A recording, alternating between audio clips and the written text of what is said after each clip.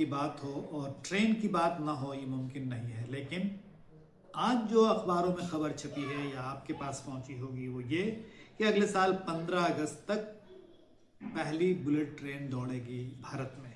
चलिए, अच्छी बात है। एक और छोटी सी खबर छपी है और वो ये है कि पहली स्लीपर वंदे भारत ट्रेन जो है वो गुवाहाटी कोलकाता के बीच या कोलकाता गुवाहाटी के बीच चलेगी।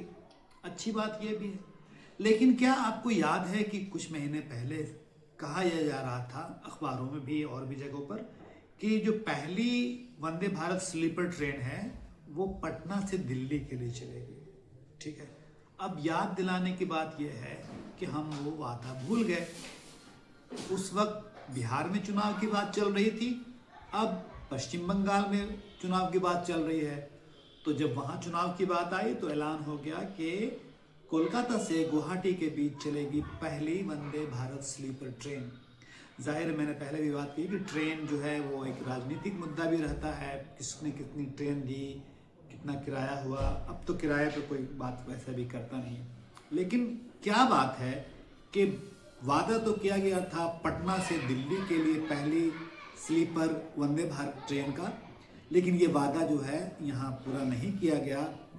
अफसोस की बात है कि विपक्ष छुट्टियां मना रहा है और जो पक्ष के लोग हैं, यानी जो जिन लोगों ने वादा किया था, वो अपनी सरकार चलाने में मस्त हैं।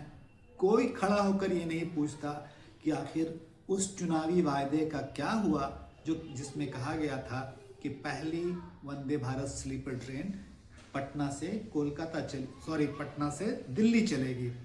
और आप जानते हैं कि बिहार के यात्रियों की क्या हालत होती है, ख़ास तौर पर जब आप कोई छठ का मौका हो या दिवाली का मौका हो या ऐसा कोई और त्यौहार का मौका हो या कोई होली का मौका हो।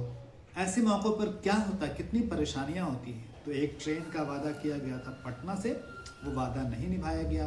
इस बात को याद रखिएगा।